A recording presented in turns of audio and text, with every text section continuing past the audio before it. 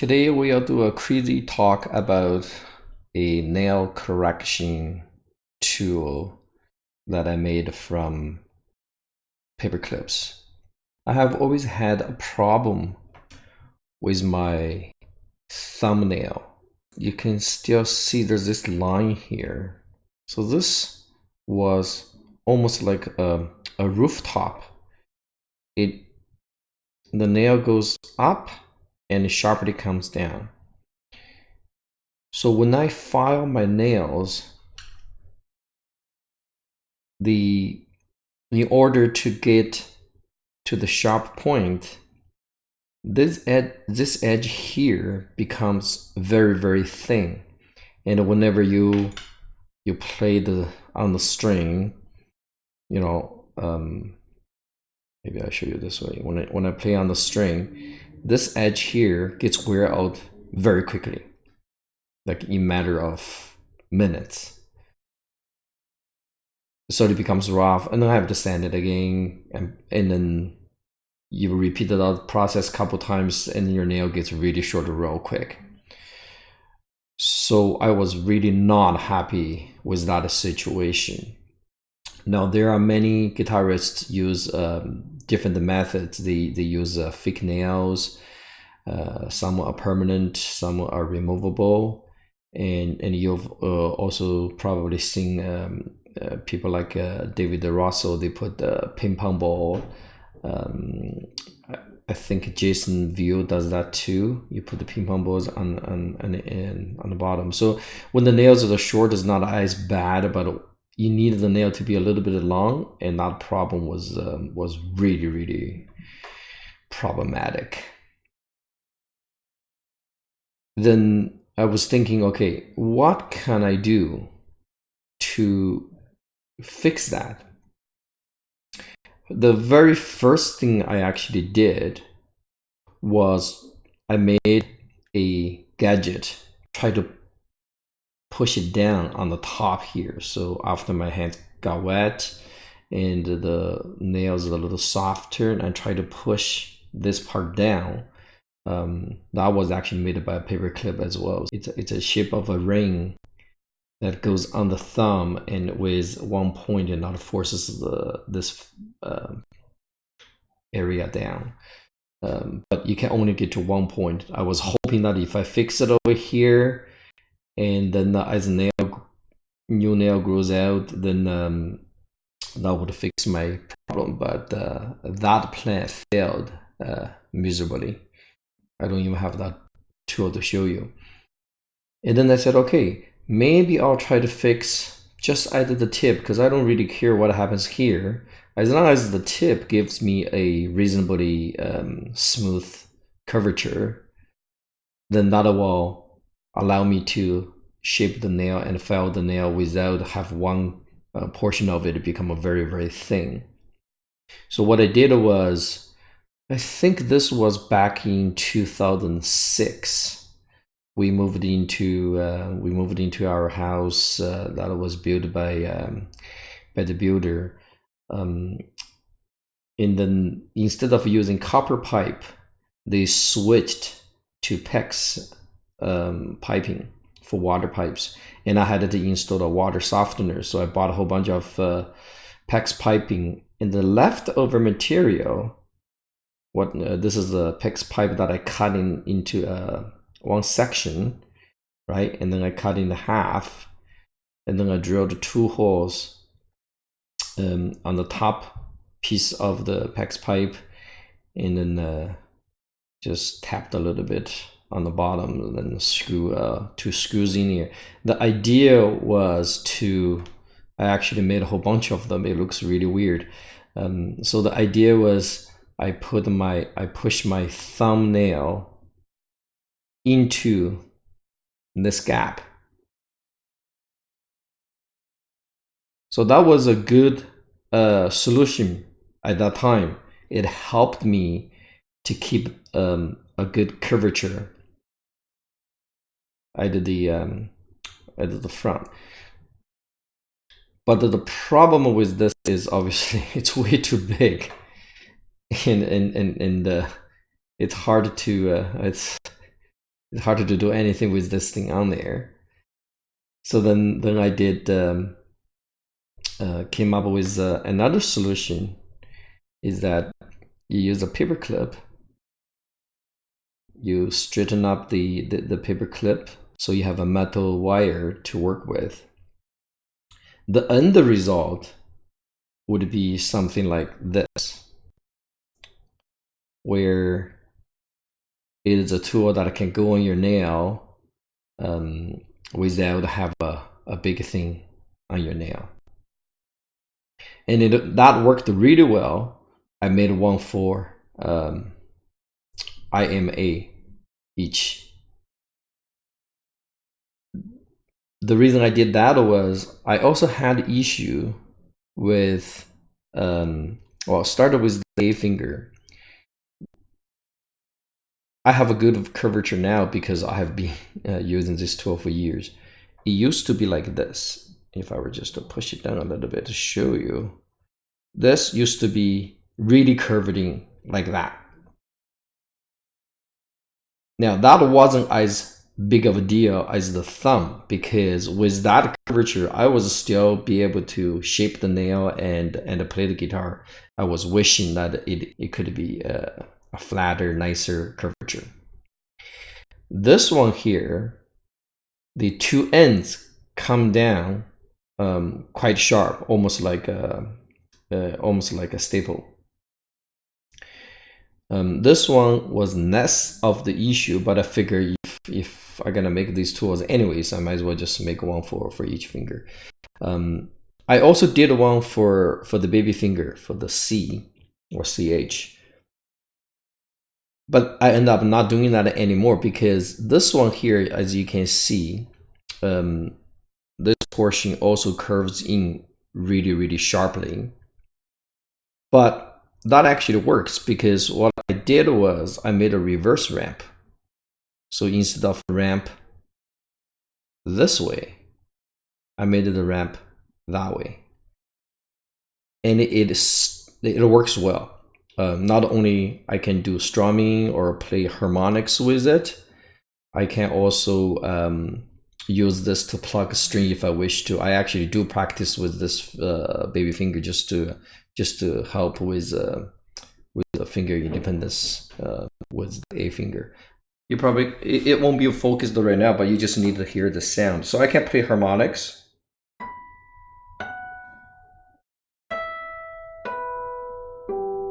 Right, so this is all done with the C, and now I'm gonna curve all my fingers, which is not the way to play guitar, but I'm gonna show you how I actually can play just using the C fingernail. Okay, let's try rest stroke.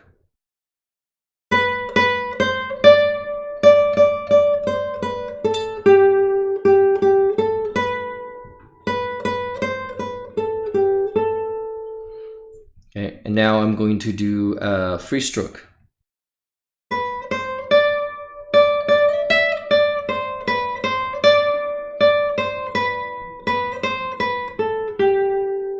I don't know what I'm playing, I'm just making things up as I go.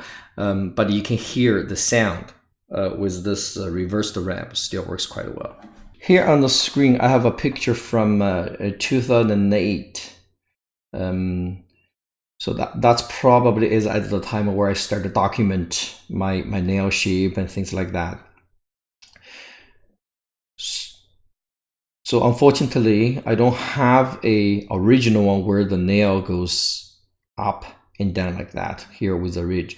But even with this 2008 photo, you can see this portion of my nail was actually flat. I think that was the side effect of after I used this nail correction tool for a while, things start changing back here.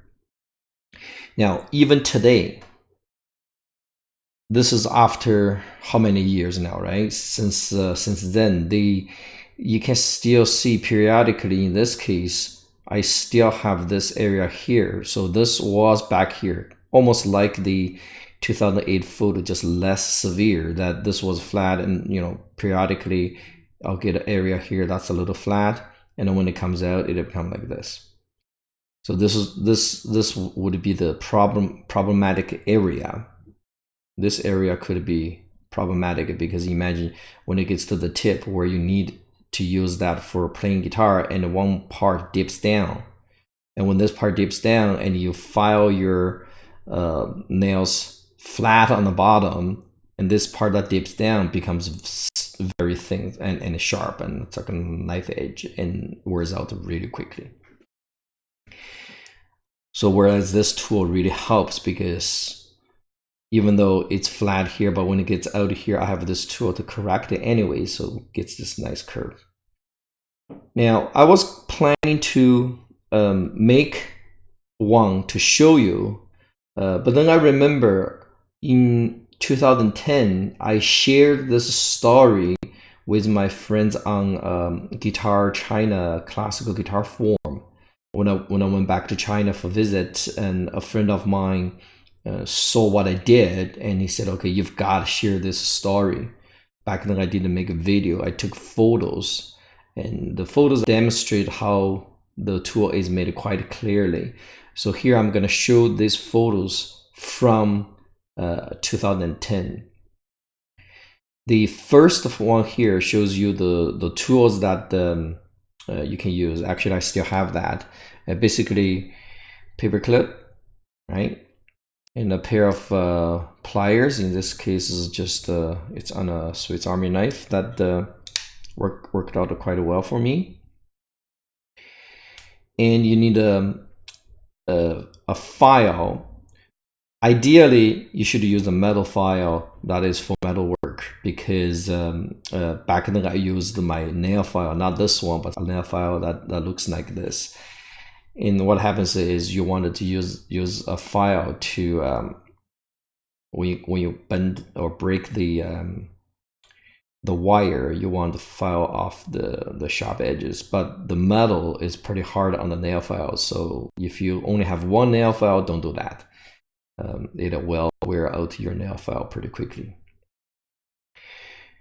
The other tools that you need would be sandpaper, right? Just the 600 or 800 grade sandpaper used for your nails, and you can just you can sand the end of the wires smooth, and then of course a used up sandpaper where you can just give it a final sanding to make it very clean.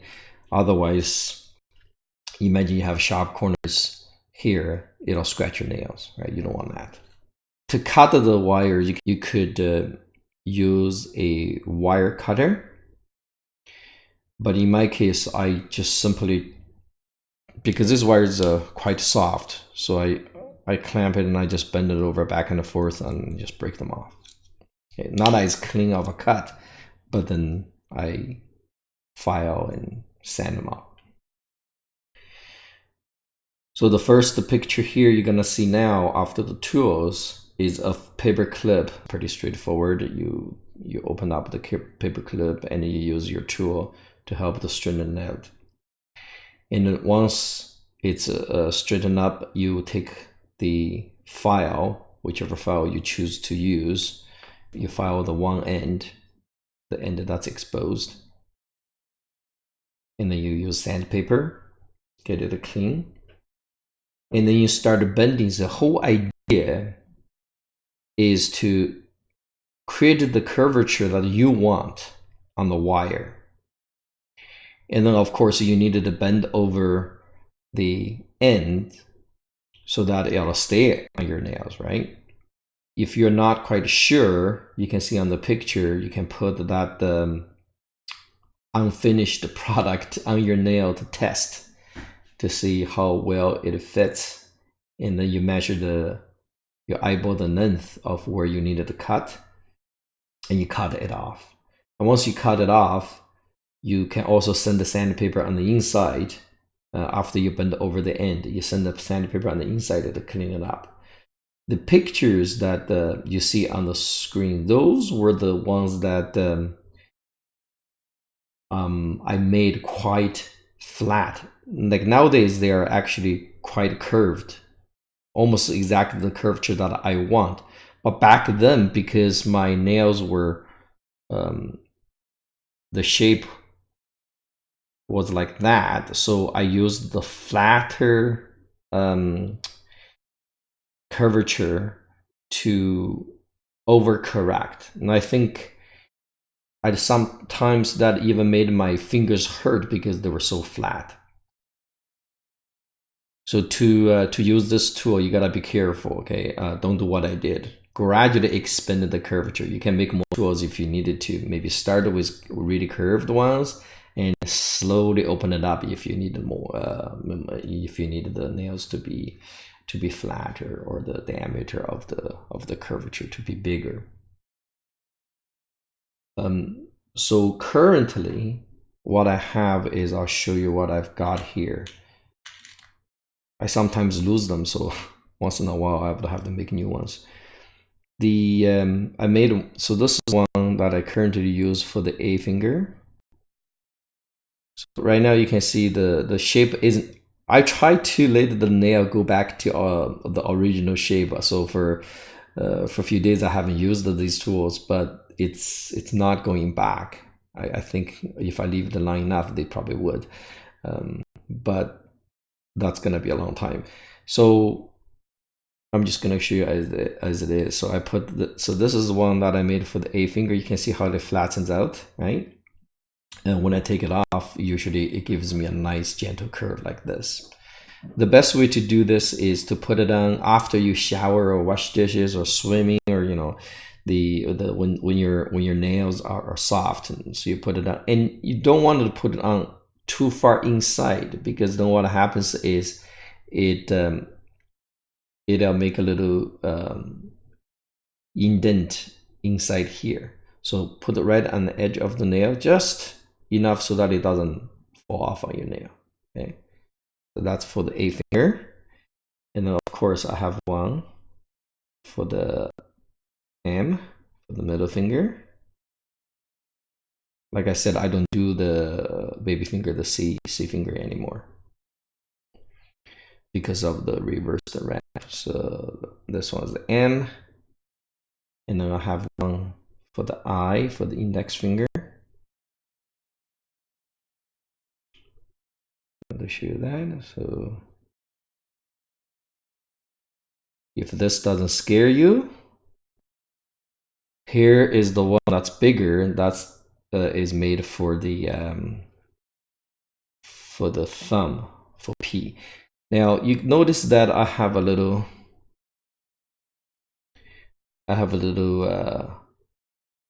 extra bending here. Okay, what this bending here was because when I cut the wire, I cut a little too long, so this was interfering on this side.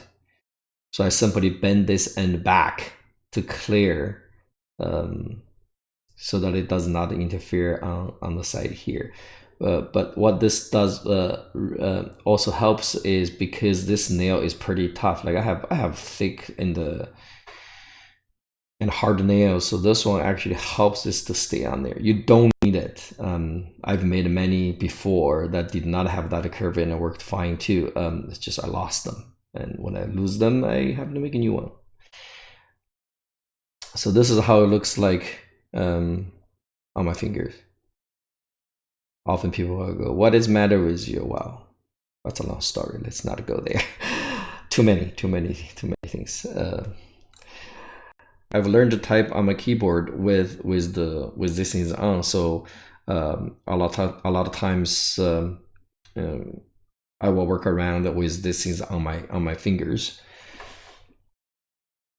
I used to keep them in the pocket, and I lose them very often.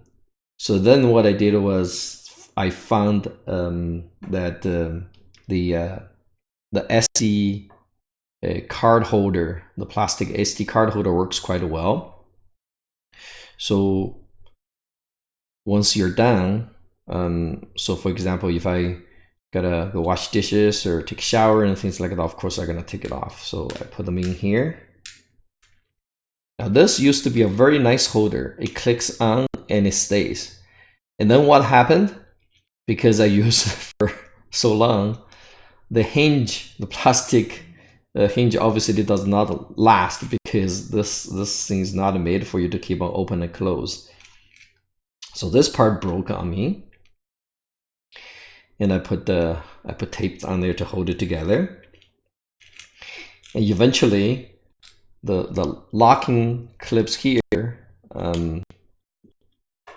that lost its function, so it won't stay closed properly anymore.